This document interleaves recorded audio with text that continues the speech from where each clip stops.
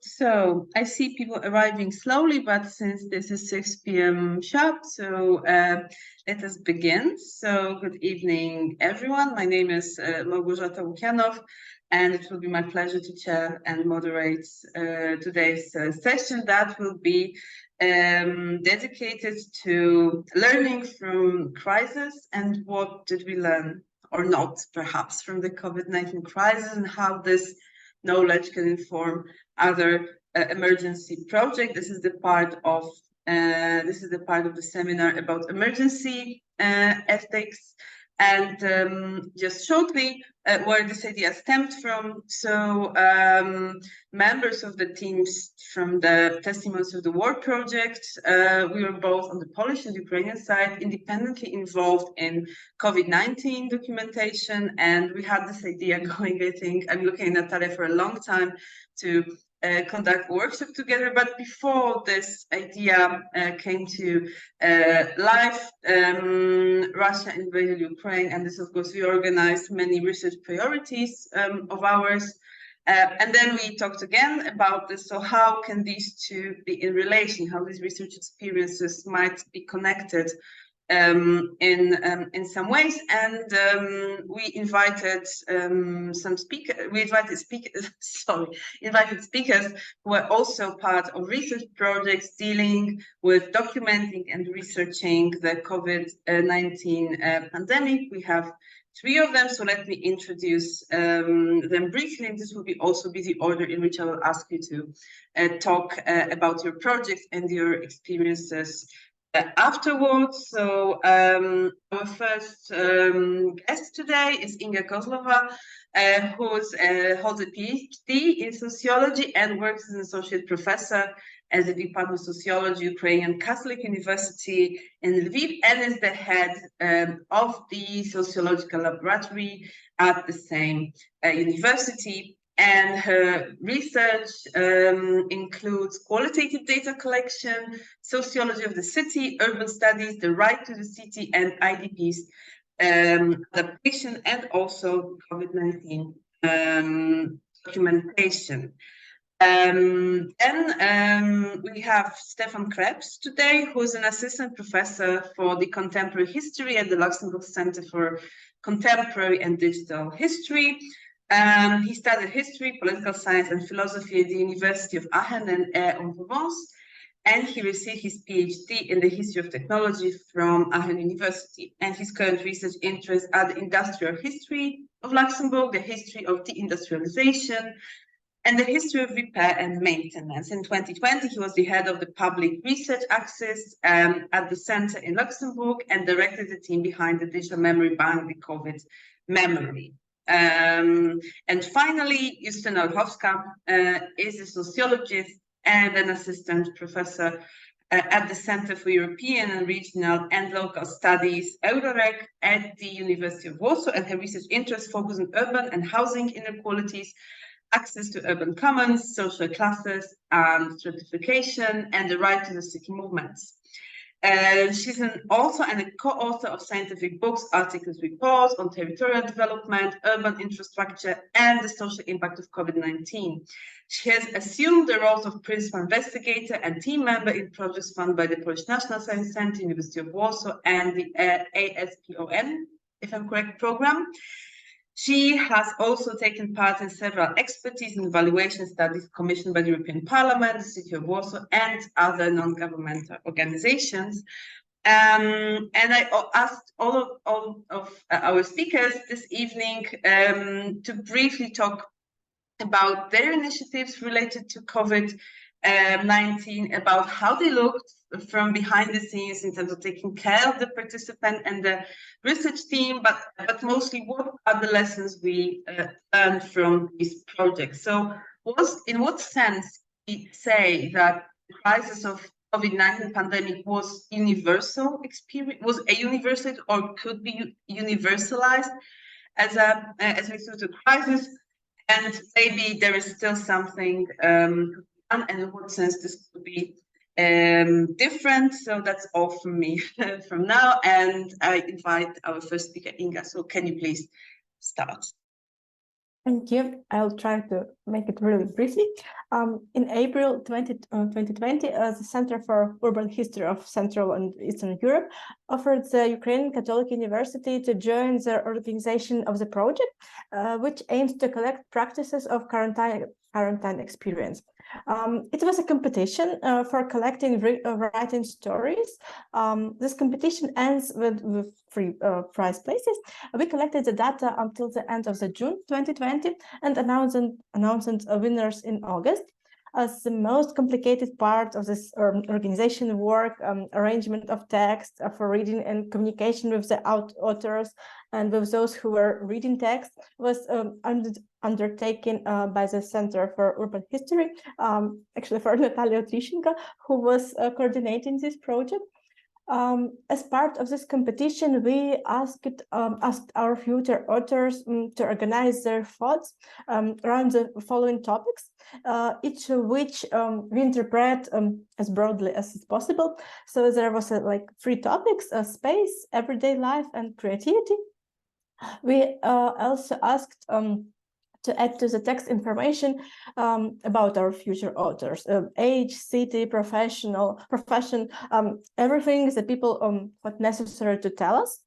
The competition announcement contained information that submitting the work implies consent to public use, citation, placement in the final publication, print and or online, used in educational, exhibition, and research projects of the Center and partners organization. We also note that if the authors want their work or its fragments to be published anonymously, they should inform us about it in the letter. The current experience, it was the name of this project, this contest. We received 231 letters, electronic and handwritten, from all corners of Ukraine, as well as from outside its borders. The authors of the text are men and women in age from 8 to 73 years. All the collected stories were distributed among the project participations, each of whom read a certain number of the text and selected those that seemed to him the best. The final list of the selected text was reread by all the team members. And then, in the process of really passionate discussions, the winners were chosen. In fact, it was a difficult stage because there were a lot of tight and rich stories, as well as interesting ways of presentation. There were texts where one storyteller talked about walks with an invisible dog. The other did not know how to tell to her child that due to quarantine restrictions, her father, who was working abroad at this time, could not return to her. And now the story resonates more painfully because of war.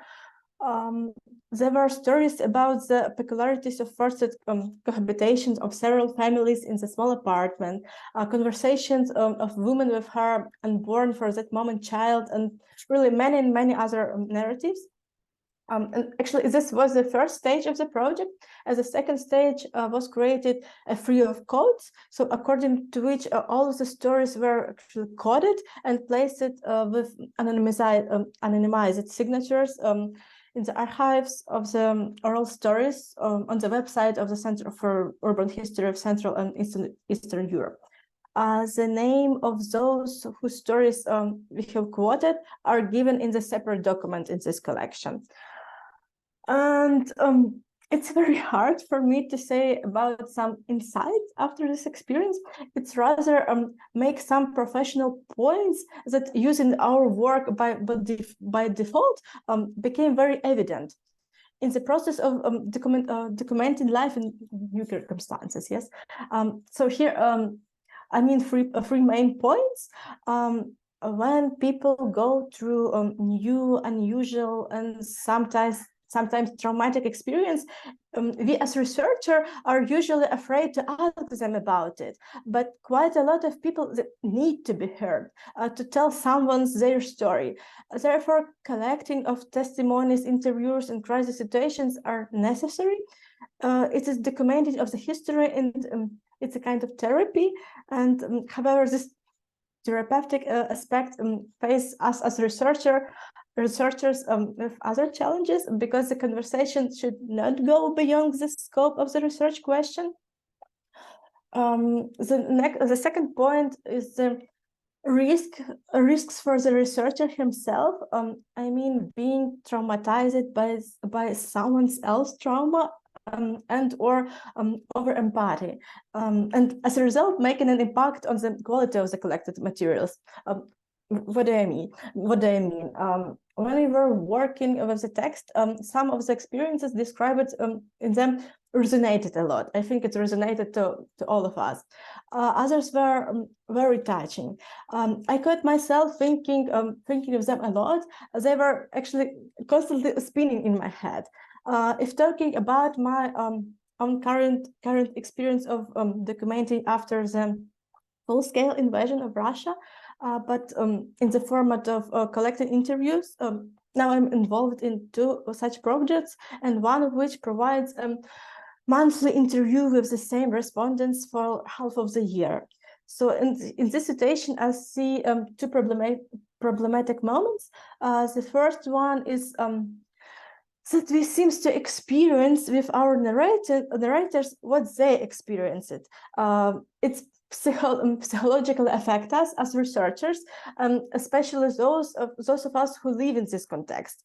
Also, it rise to the surface our own memories. So every single interview brings me back to my own experience of the start of the full-scale invasion. And the second problematic moment of this point is the line between us as researchers and us as people who empathize and who want to help. It's become very blurred. What I mean, the relationship is transforming from business to friendly, and this can already give an information distortion, because on the one hand, we become very included in our respondents' life. For example, for now, I think where to get money for the mattress for one of the or my respondents who actually double in DP for now. From the other hand, if we are treated in the same way, so if we are moved into the category of friends for our respondents, they may at a certain stage begin to filter information, because we are no longer people for the one-time meeting to whom they can tell actually everything. And the third point, it's an obvious point, is importance of maintaining anonymity. For example, there was one really intimate text in this quarantine collections. I can't really imagine how it could be published under the person's full name.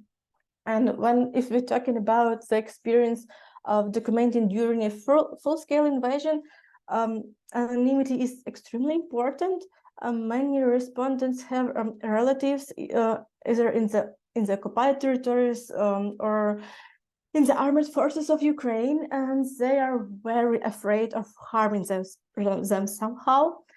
It is also evident that we cannot interview people in the occupied territories, the territories which are not controlled by Ukraine, because we are never be sure of the safety of our respondents in such a situation. And if really briefly, I think that's it. Hey, Inga, thank you very much for bringing this reflection. And I think what constantly stems from the reflection on emergency research is what is the positionality of the researchers, so who we are towards the community in the situation. Are we insiders, outsiders, and how do we develop certain representations of researched crisis? So thank you very much. I think we will definitely go back to this in the discussion. And now, Stefan, floor is yours. Okay, thank you very much. Just posted the link to our memory bank in the chat. Yeah, first of all, many thanks for inviting me. Listening to Inga's presentation makes me wonder that I think our experience was quite different. But yeah, I kind of try to follow what you gave us as kind of guiding questions. So after the first lockdown measures were introduced in Luxembourg in mid-March 2020, my colleague Sean Takats launched the idea for COVID Memory, an online platform to map and historicize the impact of COVID-19 in Luxembourg. It was inspired by rapid response collections in which he had been previously involved. However, unlike the collection projects for Hurricane Katrina or the 9/11 terrorist attacks, COVID Memory was not about an event that was finished. Its focus was rather on something that was still unfolding during the collection process. And I think this is also true for kind of the more recent rapid response collections. Within a few days, a team of designers, programmers, and historians from the Luxembourg Center for Contemporary and Digital History joined the project. Back then, I was, as previously mentioned, the head of the public history team and agreed to direct the project. With all the project participants working remotely from home using emails, instant messaging, video conferences, and other tools, COVID Memory was also a response to a novel work situation during the lockdown. It not only provided an opportunity for people to share their experiences, but also helped us as researchers to cope with the situation. The main goal of the platform, however, was always to preserve the experience of the pandemic for future generations.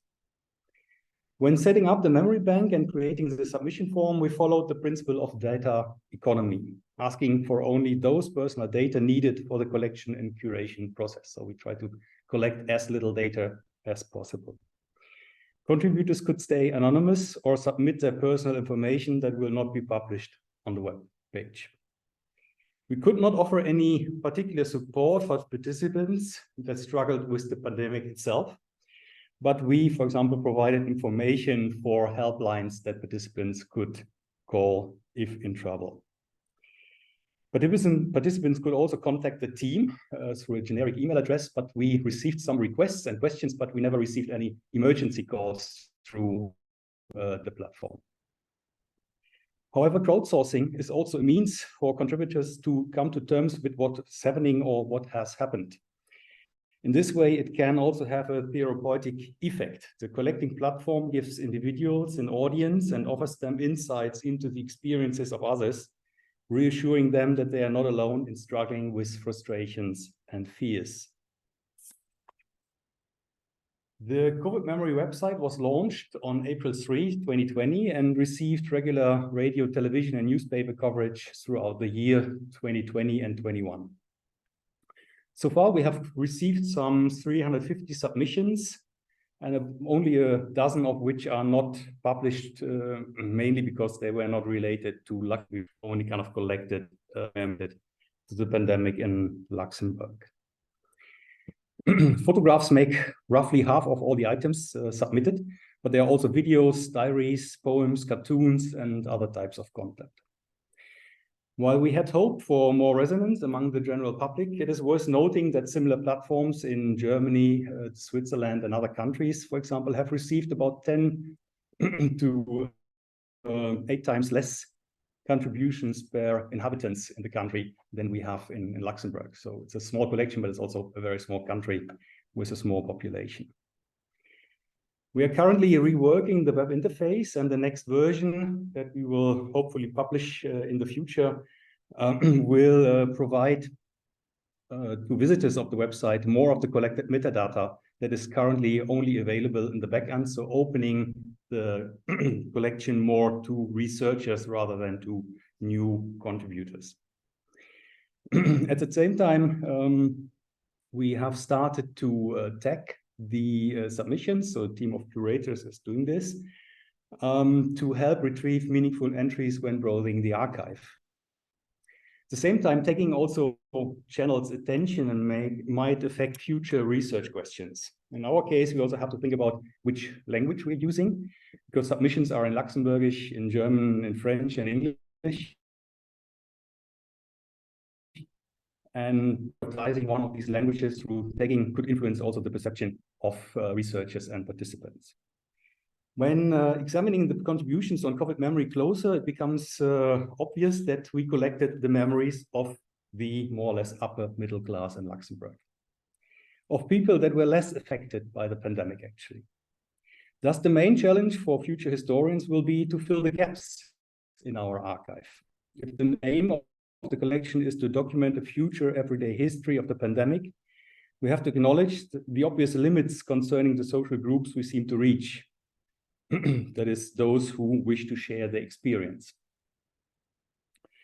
Moreover, what is already published on the platform influences what will be uploaded later. We have to bear in mind that with digital memory banks, we are not simply archiving memories. People have specific reasons to contribute, and they do so in very specific ways. More centrally, human behavior and self-presentation on any sort of digital platform generally follows certain conventions. Reflecting on how digital archives change modes of access and storage, media theorist Wolfgang Ernst underlines that the so-called, I quote, the so-called cyberspace is not primarily about memory as cultural record, but rather about a performance for a performative form of memory as communication, quote. This shift forces us to rethink how historical knowledge in memory banks is epistemically constituted and how scholars can reflect and write about it. The central question of which social groups and memories will be represented in COVID-19 online archive still hinges on whether digital memory banks will be able to collect more of the unknown and unexpected rather than merely perpetuating the upper middle class discourses that can also be found in the media of the time. We see the danger that digital memory banks are mainly expanding the middle class bubble of communication rather than transcending it in terms of content and perspectives. Thank you very much. Thank you very much for those insights. I think you touched upon a very important topic. We had one seminar dedicated to the knowledge production and to bringing representation in our research, and especially memory, since memory studies is my background. I think this is very important to acknowledge that these representations are not always universal. So what we collect is not the very universal nation experience.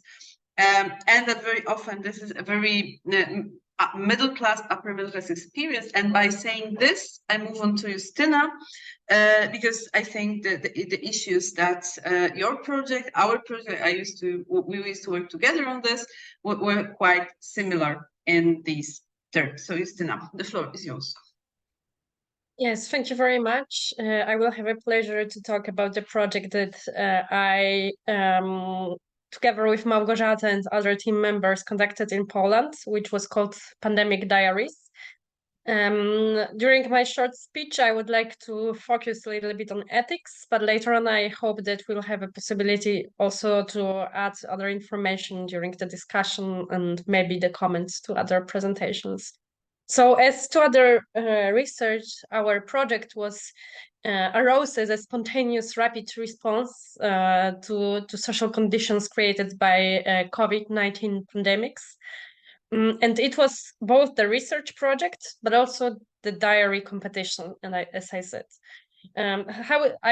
I will also, Stefan, follow the questions that you suggested. So I will start of telling the story how it all happened, because I find it important and also interesting, because we were a group of independent of each other researchers, and we were involved in online discussion through Facebook. We had a group called Corona Panic.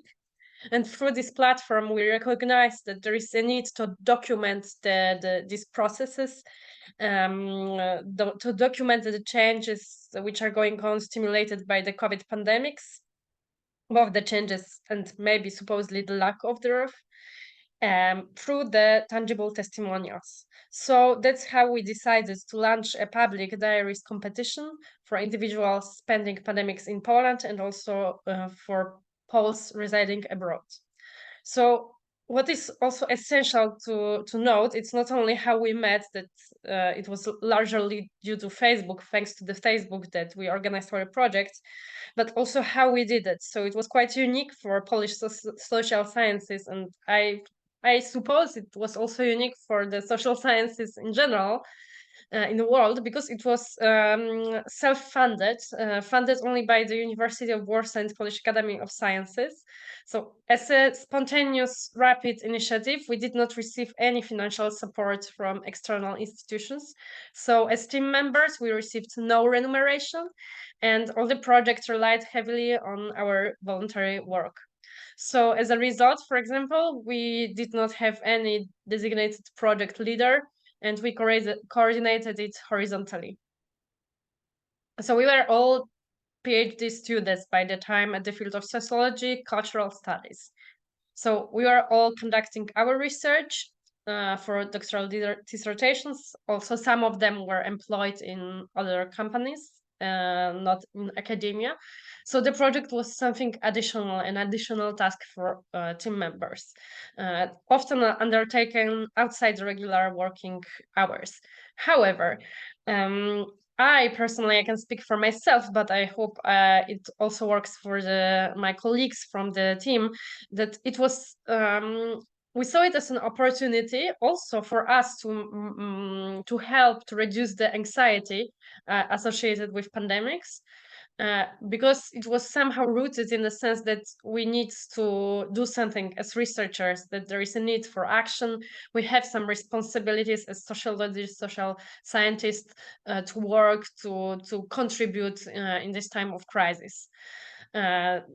And another important thing I think is useful to mention is that we were by this time in a similar stage of the professional development, and somehow we perceived it as a chance also for a professional growth, also in this very difficult time, which was our last years of PhDs and pandemics in parallel. So that's how it emerged. And through these 2 months of competition, we advertised this in traditional online social media, and we gathered participants, submitted a total of 403 diaries. So it was a huge number for us, and we are surprised and happy at the same time. All we've done during the project, during the data collection, also the data processing, we kept ethical considerations in mind. So the first very important thing was that it was a scientific project, not only a competition. So we knew that the gratification and the reward, because we offered the rewards, like financial rewards for the winners of the competition, it could be, we didn't want that it would be an attempt to simply monetize the experience, the lockdown experience. We wanted to show that yes, there is the gratification, but the most important thing is the scientific goal. So how we did it is that we placed an emphasis of the scientific value of the project. We presented it to possible authors as an opportunity to contribute to a study, and not only to take part in a competition and to win. Also, it was important for them to know that what we receive, it's not only the material for the competition, but also it would be used later on for scientific purposes. So that was the first thing we've done during the competition. But later on, we, of course, like previous speakers, we also maybe not struggled, but faced the problem of data anonymization. So how to technically, ethically organize this data online, because it was gathered online, to keep this confidentiality, but also to give the rewards and maybe publish it if authors agree, etc. So we had a system of encrypted submissions and data storage, and also we prepared a consent formula, and there was an agreement that we can use anonymized excerpts for the scientific purposes, but any other form of republishing the diary would require additional consent of the author. And the last but not least, what I would like to mention from the ethical considerations is how to deal with the sensitive data, because okay, we received these diaries, we read them, and we quickly saw it. It is also, as in the case of Inga's research, that there was a lot of this diaries which served the role of therapeutical ones. So there were some diaries which touched upon the topics related to mental health, to psychotherapy, medical diagnosis. Some of them also included only two, but still the descriptions of domestic violence. So we asked ourselves, firstly, how to deal. It was difficult for us to read it, but also what should we do? Should we react somehow? We had in some cases, we knew the name, but the diaries, it was submitted by the free will of the author. So the decision was made finally not to react because we had this confidentiality requirements, and we decided that this principle of discretion is the most important one, bearing in mind that we didn't even have access to full addresses of authors. So what also helped us is that we worked collectively. We held regular meetings online. We remained in constant contact through Messenger, through emails. So I felt that there was an atmosphere of trust, safety. So we also, that thing that I mentioned before, that we shared experience of being at a similar stage of professional development and generally life trajectory. It helped us to safely express our emotions, to talk about what we felt. So I think that much mutual support, although we experienced some stress and also time-related tensions, we managed to reduce it. To sum it up, a few words of conclusion. For me, I think that pandemics change a lot in social science and social research. The first is the possibility of conducting research online. Some claim that this research has greater inclusivity potential because it's easier to join. It also helps to reach various groups of participants, but maybe during the discussion we'll go back to the question how to reach them, because a lot of our submissions came from highly educated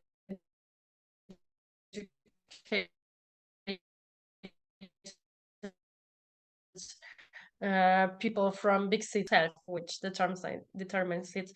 We can talk about it.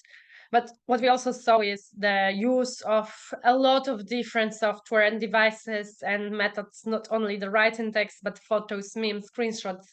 I think it was greatly due to this online storage and submission system.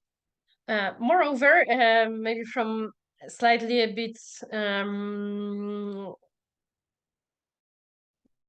domain, I believe that of the interviewees, of the participants, and people are, for example, more resistant to home visits, prefer interviews outdoors. So in my opinion, character of research changes. And finally, it also shown that researchers have to take care of themselves. We knew it before, but right now I see more and more seminars on ethics, on methods. And in this case, I don't view the COVID pandemics as only a unique crisis. In my opinion, it's already had an impact on scientific research as a whole. So that's from me. Thank you. Okay, thank you so much, Justyna, for this. And as you mentioned, so I think each of the projects had this moment of this voluntarily work. So this is not a well-planned, well-structured research grant that will last for 2 years with very well-formed hypothesis. I think Stefan also mentioned that this was unfolding in the process as such. So I think if we look at ourselves, starting the COVID documentation on any other emergency documentation, where we started and where we ended, or where we are right now, these could be very different processes, very different research questions and insights into the topic. So once again, thank you very much for your contributions. And yeah, I think we're very well with time. So thank you for your discipline. So so now perhaps I will ask Inga, Stefan, and Justyna. So do you have any comments? Do you see any similarities and this sort of bigger issues, like more universal platforms for exchanging, like the experiences about emergency research? Anything that would come to your mind? I think we also have testimonies of the middle class, as Stefan does. So, and now it was first time I was thinking about it. So, thank you for showing us this thing. Okay, thank you. If I may, for a moment, since I was involved also both in the documentation of the Ukrainian refugees to Poland and in pandemic crisis, that yes, that I think this is a struggle. Perhaps Justyna and Stefan will agree with me that going beyond this this vision produced by participants from the middle class that are most often present in our research, especially if it's open, when we recruit participants among those who want to. So this poses a certain issue or not? What do you think?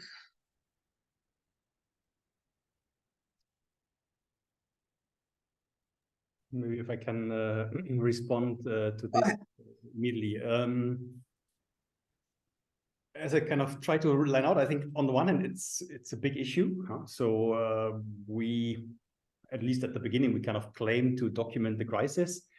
But kind of in retrospect, looking at it, we kind of, just documented a kind of fraction, a little tiny bit of it, which is, of course, also not very surprising, given the means that we had. As this is also a panel about ethics, to make an argument in a way, kind of, at least in our case, let's say the ethics that we apply, for example, the approval that we need from our ethics review panel to do, that we are supposed to work with consent forms, to kind of do not collect any personal data if not necessary, all these things. And in the end, kind of creating a quite complicated memory bank, because people have to kind of tick several boxes that they agree that the things will be uploaded, that they will be stored, they will be available in the future, etc. In a way, kind of is quite a burden to kind of collect immediate responses, reflections on the crisis. On the one hand, I fully subscribe to this approach. I think this is, in a way, kind of what we have to do. At the same time, we can see, and we followed this a little bit aside to our project. For example, we at one point tried to use the Facebook page of C2DH to advertise the memory platform. And on Facebook, we had many more kind of immediate responses to some of the, for example, questions that we formulated in the text, kind of trying to bring participants to the platform. Many more respondents on Facebook than we had in the end on the platform, because they could kind of immediately use their access to Facebook to just kind of type a response, click return, and then it's gone. But going to the COVID memory platform, going through the whole kind of process of filling out the form, clicking all these boxes, etc., in a way kind of hampered the research tremendously. So in a way, kind of following the ethical way, in a way, kind of stopped us a little bit from kind of collecting more. Maybe we should have tried to kind of convince our ethics board to also, for example, collect all the social media responses, which we didn't do because it's very problematic. As you collect without the consent of the participants, kind of personal data, etc. So in a way, doing it the right way kind of stops it from gathering more of what we would like to preserve. Thank you. Yeah.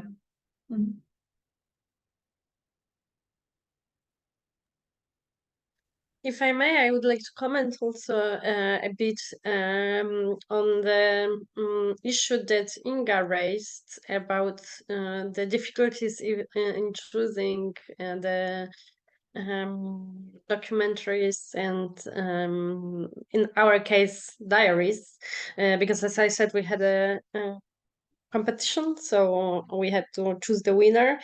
I think it's in some kind it's also the ethical question or also organizational how to arrange it, because very quickly we got aware that it's not that clear and not that easy to do, because on the one hand we ask ourselves what this document should show. Should it be very individual experience or border patterns? Should it be someone very unique, for example, working in a hospital or some institution of care for elderly? Or on the other hand, maybe it could be someone very typical and say like experience of a person who just lived through the lockdown. But also how to, and I don't have a question for this. I don't have an answer for this question. How to look at the text without judging its style or language, because we all know that language can reproduce the social class. But on the other hand, as we read it, we are influenced somehow by it. So it's not that easy to be, well, it's impossible to be objective, but somehow we should try to take a broader look and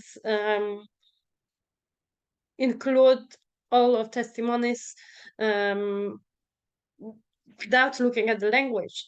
So we also dealt with many of these questions, and hopefully we had two main awards that we could offer. So we could choose two diaries and also two distinctions. So that's how we dealt with it, but it was a very difficult job.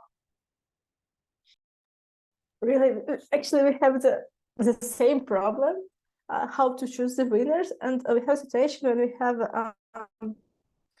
we know that women, so we have that text from the professional journalist. So it's like it's her job to write text, and it was brilliant. It was really brilliant, maybe one of the best. But we take decision. It will be not the first place, yes, because it's her job. She knows how to write, and we give the first prize for the text from the from other person. But yes, we have a very hard debates on this. Hey, so thank you very much for sharing this.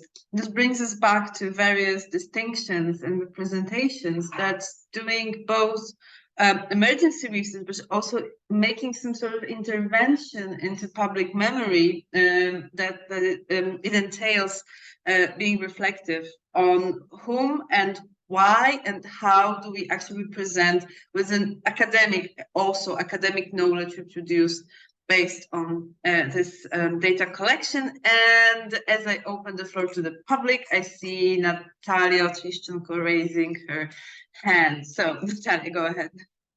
Yeah, thank you for this amazing discussion, and so many things resonated, because one of the ideas behind this workshop in general and this discussion particularly is like to see how we can learn from previous experience, how we can build different bridges of sharing and transmissions are in the name of the panel. And what I clearly see here is a design effect or a platform effect, have a certain way of us framing the whole space where the conversation might evolve, really influence the results that we receive finally.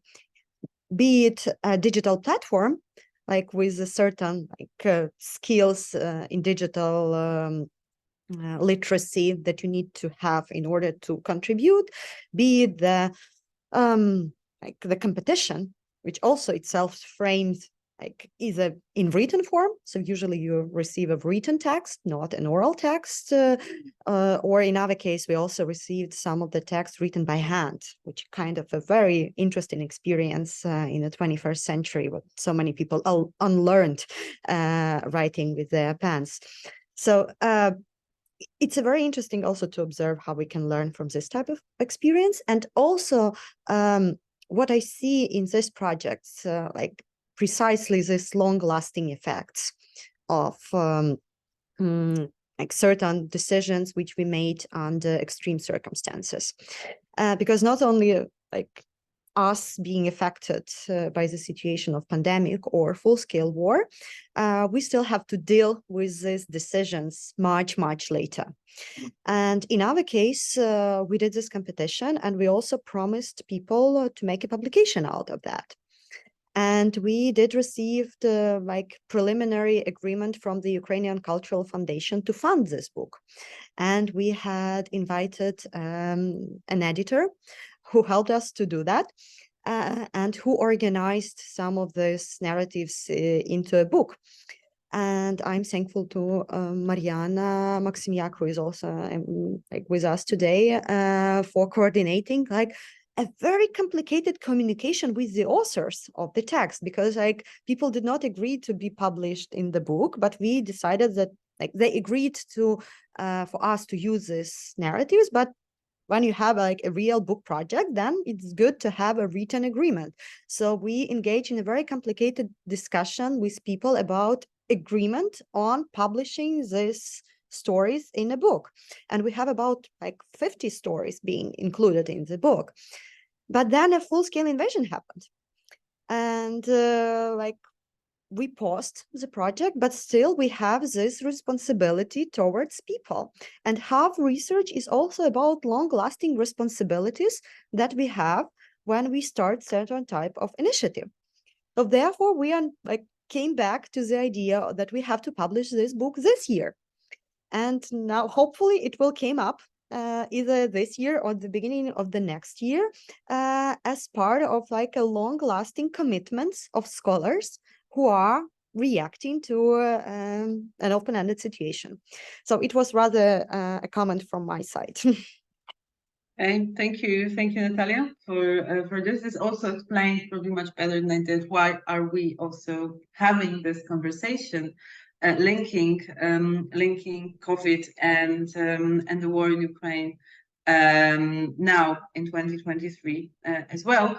So thank you for this. So if any of the panelists would like to, do you have any response or would like to comment on this further? I see Stefan is sharing publications, so please have a look at the chat to see the outputs that we discussed, we talked about in a published form. Thanks for sharing this.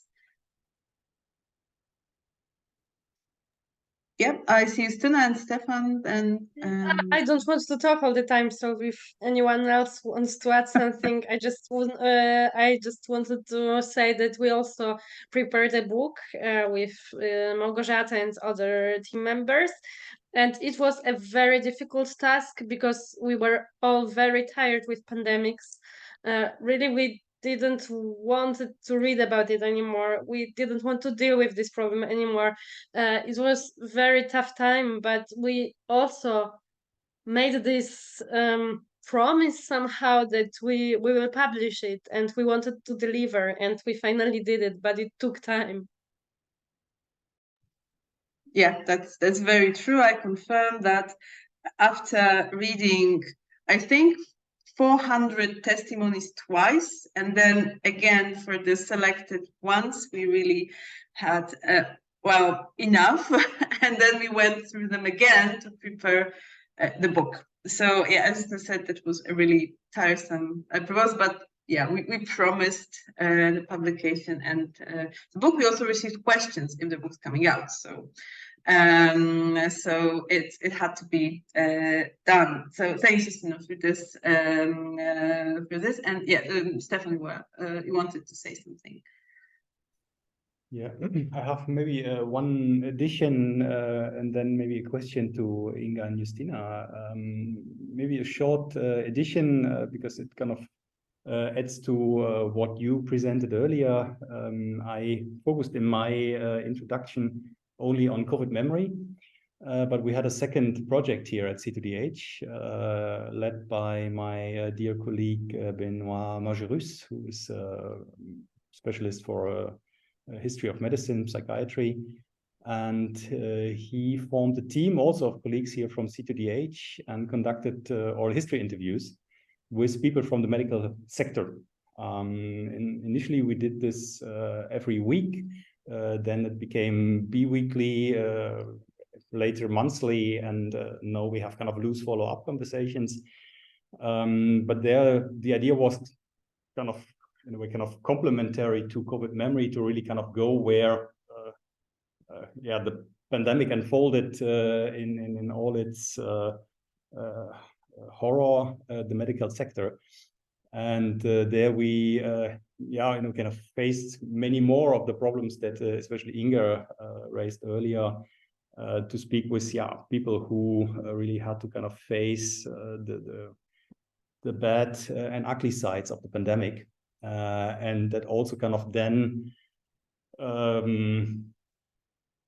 pose problems on us kind of as researchers, kind of psychological problems, to listen to these stories, to reflect on them, to bring them home, to go to sleep with them, which was quite different from the experience that we had with the public memory bank, because there, more or less, most memories are more looking at the, let's say, the beautiful side of the pandemic. No more car traffic, blue skies because there are no planes, these kind of things that were, of course, also an important part of the experience, but did not kind of really go where the real kind of at least social and medical problems existed. So we had a kind of complementary project. The interviews are not public.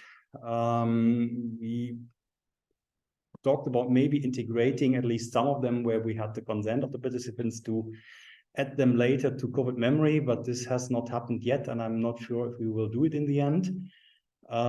So we have this huge collection, which is also in a way kind of still waiting to be used in research. I don't even know if we as historians are the right people to do this, because it's just 2 years now that we collected these interviews. Maybe we have to wait another 20 years as historians, but maybe colleagues from other disciplines would be interested in using them for their research.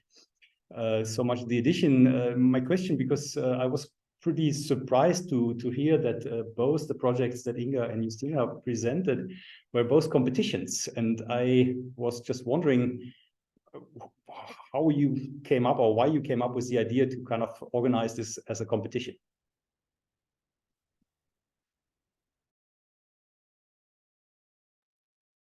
Okay, so I can answer briefly.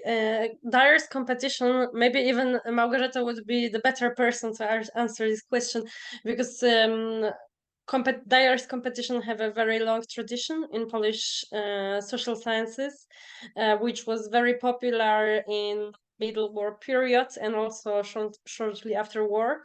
And we somehow wanted to also with this project to check how it works, if it works in modern times, contemporary times, with online communication, changed, if this methodology still fits. And I think we answered this question. That yes, and it changes a lot, because we also received, for example, Facebook screenshots or stories from Messenger. So for us, it was the main goal, but also the goal of receiving as much responses as possible. And by the time, not shortly after we announced our competition, also other competitions were organized by other institutions in Poland. Some of them were directed towards specific groups, for example, LGBT, and some were also broad and open for Poles and also foreigners living in Poland. So we saw that we were not the only ones to have this idea. Maybe this time I will ask Natalia to answer, because the Center for Urban History actually was the initiator of this idea. So the Ukrainian Catholic University just like joined. So I kindly ask Natalia. Yeah, partially, like our decision was informed by the same tradition as the one that Justyna and Małgorzata just mentioned. So in Poland and interwar period in Poland, like this was quite a popular one, and we might think about Florian Znaniecki, an important sociological tradition is based on this type of competitions. Also, if we think about Ukrainian tradition, there were also kind of a competitions, for instance, for Ukrainian siege riflements during the First World War, there were numerous initiatives also by Shevchenko Scientific Society in Lviv about war folklore, public house Czerwona Kalina also engaged people into sharing. And also it was a Jewish tradition of sharing, engaging people to share their written memoirs or diaries. So therefore we wanted to build on this type of experience that we have in interwar, post-war period, and therefore also doing it in communication with our Polish colleagues. Thinking about this tradition, both thinking in terms of time, but also thinking horizontally. So those were probably two main reasons to build on this different ethnic traditions, which might not be in communication, and also looking at different initiatives with similar methodology and approach outside of Ukraine. So just one sentence, if I may jump in. I just shared a paper in the chat that we briefly summarized our research, but very briefly and mostly quantitatively as well. And we write there about works that inform this tradition and whether we critically assess it, because as Justyna mentioned, this worked in paper. I mean, this was not applied before in digital environments, so we didn't know if it will work, especially that traditionally these competitions were aimed at rural populations, working class populations, because the upper classes, they were writing diaries anyway. So it was about how to involve populations that do not use written forms to transmit their memories and experiences. And it was deemed as a communist method by then, but we also kind of deal with it that not exactly. It was really successfully applied before, after the war, after 1989. And also in terms of pandemic, because I think recently there was another diary competition launched about living conditions under economic crisis and high inflation, and the crisis that was that emerged after Russia's invasion on Ukraine. So this is still going. This is still going on. Yeah, and I see Piotr also sharing more on this topic. Piotr also having tremendous experience in COVID-19 research. So thanks for sharing. So. If there are any other questions, so I open the floor, so please either raise your hand and unmute yourself if you want to ask the question, or if you prefer, you can write your questions, comments in the chat. So do we have any questions? Do we have any comments regarding our discussion here?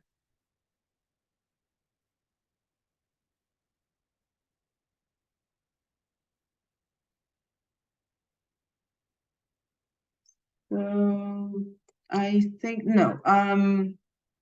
So if not, then I have a question. I didn't want to abuse my position as the chair of this session, but before any other question emerges, so I'm still thinking of these unfolding circumstances and what Natalia framed when she worked on the description of this workshop as open-ended situation.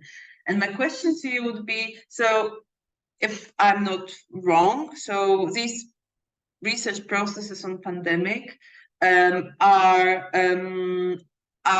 close in terms of data collection. Correct me if I'm wrong. So we had this discussion when to start the emergency documentation, So now my question would be, since COVID-19 is not anymore a threat to public health, so when did your projects end, and what was this point when you decide, okay, this is when we stop collecting our data? Of course, we know the life cycle of academic publications is in years, but in the very first phase of data collection. So what was the end point, if I may put it like this for you?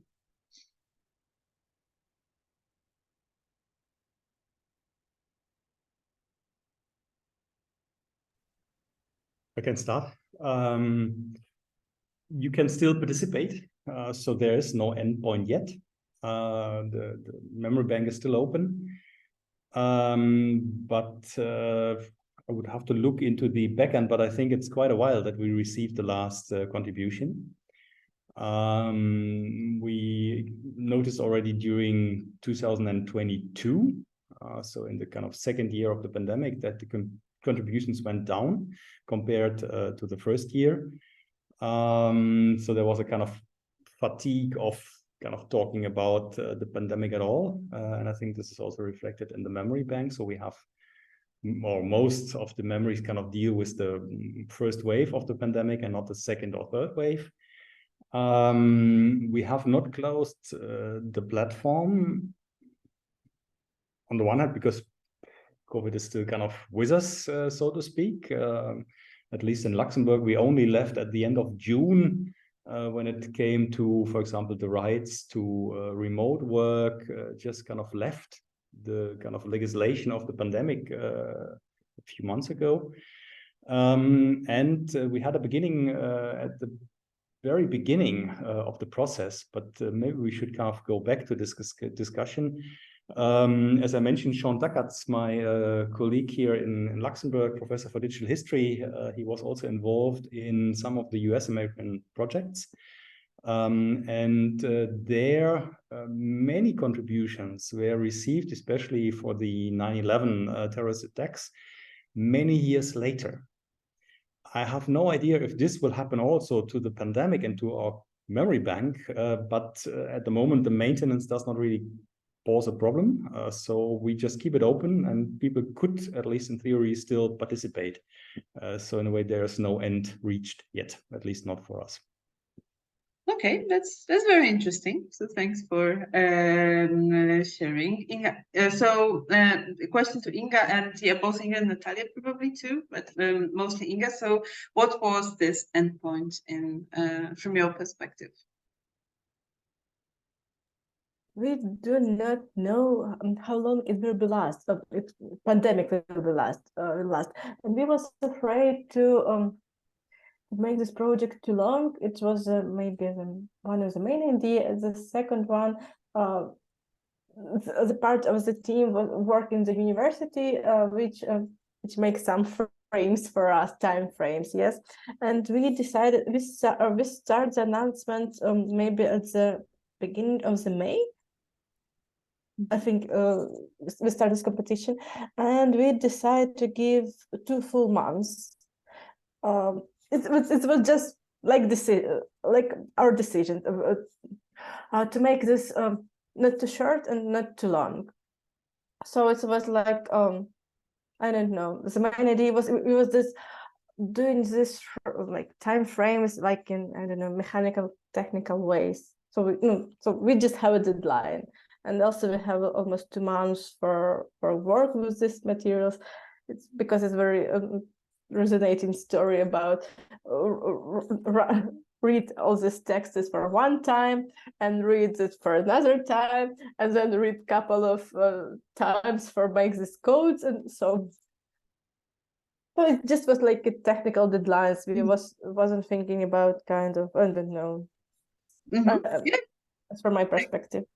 Yeah, and it was a pro bono project, so like we did not have funding for researchers to do this work, so that's why it really resonates the same constellation as you have in Poland. So we really had to rely on the schedules of our colleague from Catholic University.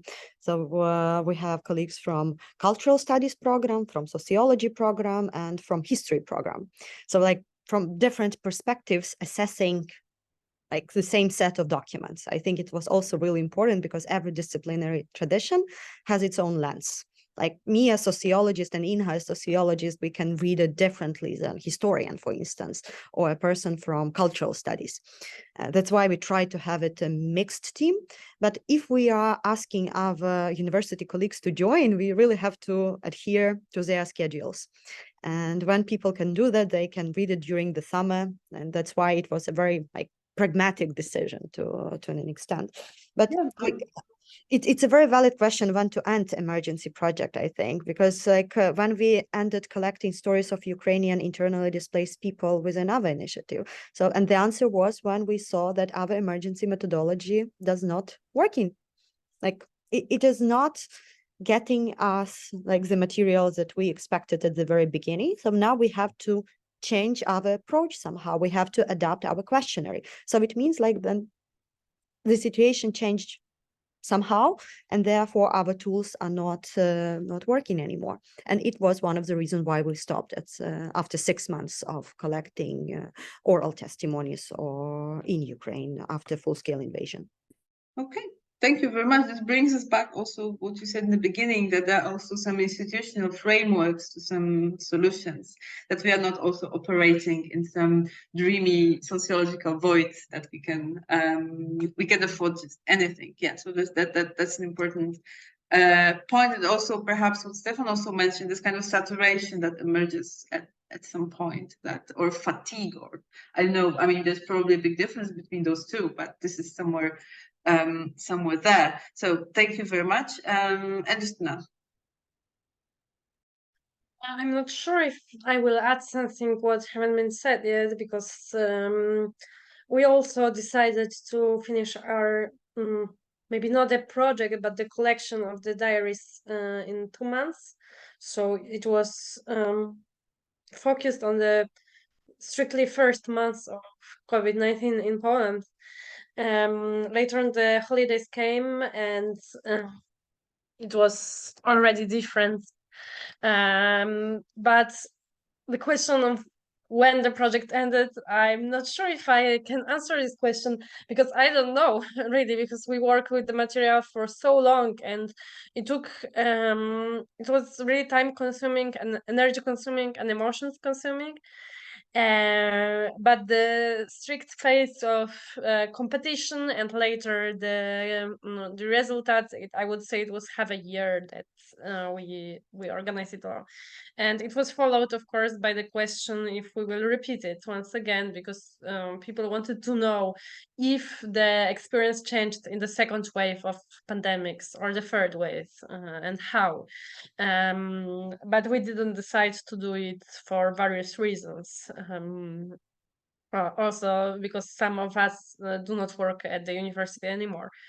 But the reception, I must say, was, in my opinion, very good of what we did, and both among the participants, but also the wider public, who at that time really wanted to get to know some systematized conclusions about the COVID pandemics in our country.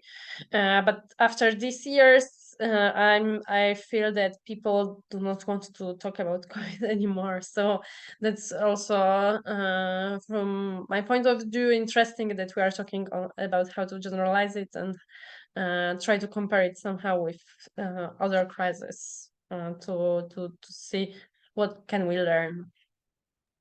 And we have thank you. So thank you, Sna, for this. We have a question in the chat from Stella Ligamari.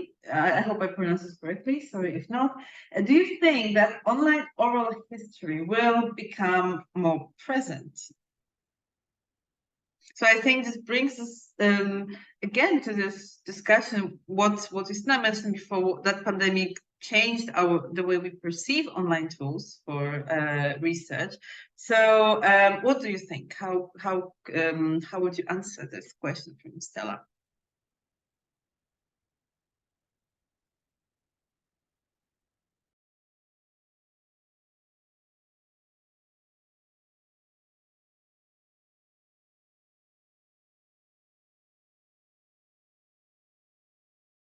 We always have this question, how to deal with those people who are not using internet.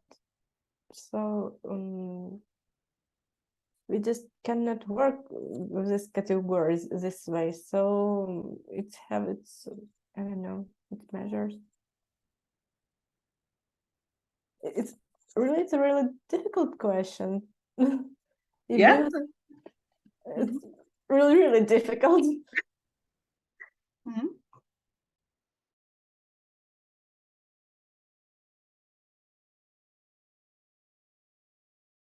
Okay, I have one reflection from my side. I think it depends on this kind of, I mean, what it takes in oral history is not just the content of an interview, but this whole relationship that is built between the person that recalls the experience and the person sharing it. So I think for many still, this online conversation is not the same as in person, but perhaps with generations to come, if I may put it like this, who that are more into online conversation. They are more natural. They're not something different than community, but just a very inherent part of daily communication, then maybe. But I still think that the way we can establish relationships, especially, I'm thinking of the topic of this workshop, of the emergency research. It depends on the situation of this person. If the internet is available, because maybe sometimes we think from this sort of first world perspective that everyone has a stable internet connection and stable enough to hold a 2 hour, 3 hour, 4 hour online interview. Maybe this is not so obvious, maybe. So this is, again, an open-ended issue here. But I mean, also provided that so much research can be conducted online. And for many, not leaving home, maybe staying home, not having to host a researcher, but just connecting online for various reasons, because of physical conditions, because of mental conditions, might also be more acceptable. So probably that's not, this would not be a yes/no answer to this question, but just some sort of how this big maybe that I could problematize.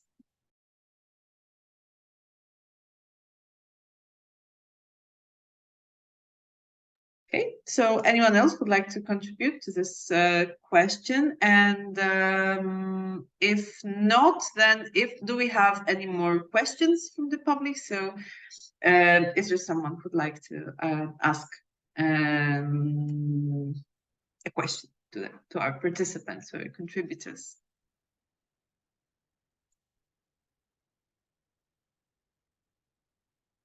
Okay, so waiting slowly to maybe something to unfold before we started this workshop. I also asked Natalia if we want to somehow finish it.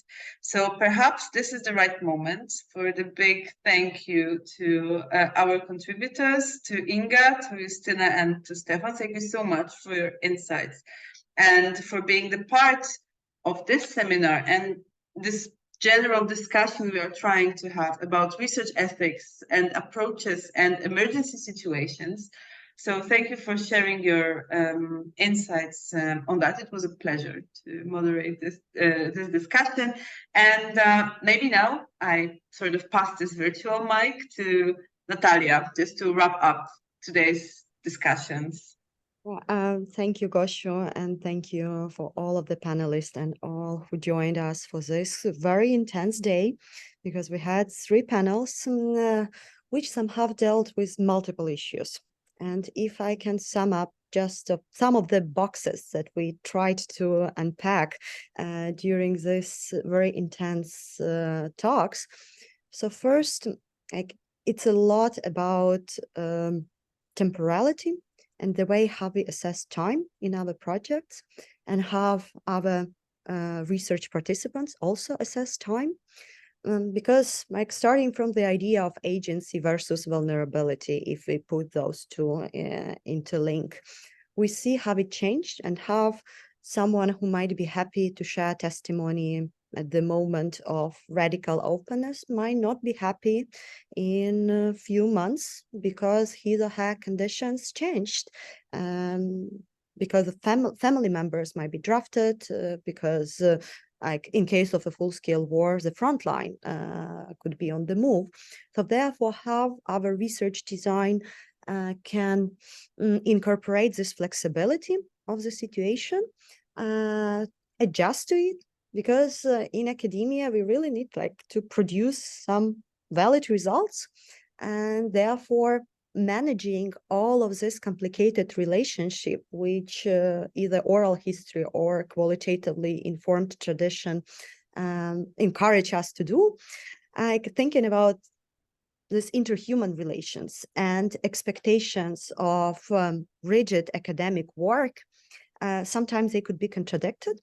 And especially if we have to be flexible and react to the situation of either public health emergency or security emergency, or violation of human rights, if we think about border crisis between Poland and Belarus. So like thinking about temporality, thinking about adjustments and the flexibility, and institutions, of course. Do our institutions allow us this flexibility? When we have to report certain things, to publish certain things, to plan well in ahead. So thinking about also some institutional structures which allowed certain things to happen. Thinking about how many things are done pro bono, and how many things we do because we think they are important for us as human beings, because they resonated our feelings, because like this idea of positionality, which was pop up in many, many places. But what does it mean to have this positionality? How we conceptualize it, and how it really also evolves over time. Yeah, like this type of relational thinking, I think it's also quite important. Yeah, and we found out that even when we have like hour and 20 minutes for discussion, it's not enough. When we have 4 speakers, like hour and a half might be okay for 3. So it's also an issue of planning.